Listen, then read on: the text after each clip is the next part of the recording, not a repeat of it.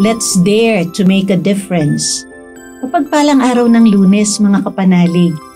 Ipinagdiriwang po natin ngayon ang kapistahan ng mahal na Birheng Maria, ina ng sambayanan. Ito po si Sister Rose Agtarap ng Daughters of St. Paul para sa mabuting balita. Magnilay na po tayo sa Ebanghelyo.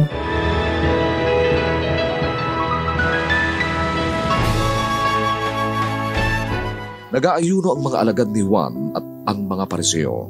Kaya may lumapit kay Jesus at nagtanong, may araw ng ayuno ang mga alagad ni Juan at ang mga alagad ng mga Pariseo. At wala ba namang pag-aayuno ang iyong mga alagad? Pwede bang mag-ayuno ang mga abay sa kasalan kapag kasama pa nila ang nobyo? Darating ang panahon na kukunin sa kanila ang nobyo. Sa araw na iyon sila mag-aayuno. Walang nagtatagpi ng piraso ng bagong tela sa lumang damit. Kung gagawin mo ito, hihilahin ng tagpi ang damit. Nang bago ang luma at lalo pang lalaki ang punit. At hindi ka rin naman maglalagay ng bagong alak sa lumang sisidlan. Kung gagawin mo ito, papuputukin ng alak ang mga sisidlan at masisira ang alak pati na ang sisidlan.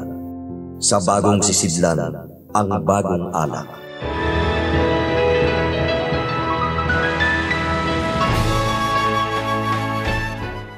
Bakit nag-aayuno ang mga alagad ni Juan at mga Pariseo, samantalang ang iyong mga alagad ay hindi?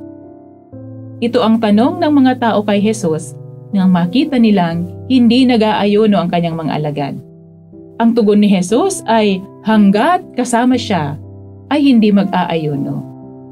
Mag-aayuno sila kapag kinuha na siya sa kanila. Marami tayong pwedeng pagnilayan sa sagutan na ito ni Jesus at mga taong lumapit sa kanya. Pero hayaan niyong mag-focus ako sa tanong na ito. Kailangan ba talaga na lagi tayong sumunod sa uso? O kung ano ang ginagawa ng iba? Ito ang isang issue na ibinabato ng mga tao kay Jesus. Kakaiba kasi ang kanyang mga pamamaraan at pananaw. Bago ito sa pananaw nila at mahirap ipasok sa frame of mind nila bilang isang komunidad. Isang hamon sa mga may kapangyarihan, ang mga makabagong pananaw ni Jesus gaya ng pakikihalubilo niya sa mga makasalanan at outcast ng lipunan. Maliban sa hindi pag-aayuno, pinupuna rin nila ang hindi niya paghuhugas ng kamay na ginagawa niyang springboard upang bigyang diin ang hypocrisy ng mga nagkukunwaring malinis sa panlabas subalit ubod ng dumi sa kalooban. Kapanalig, isang hamon sa atin ang pagkakaroon ng bagong pananaw kung nais nating sumunod sa yapak ni Jesus. Kung minsan, kailangan nating sumalungat sa agos ng mundo upang mapanindigan ang ating pananampalataya at pagpapahalaga. Hindi porke ginagawa ng iba ay kailangan din nating gawin. Suriin mo ng mabuti kung naaangkop ba ito sa pagpapahalaga ni Jesus.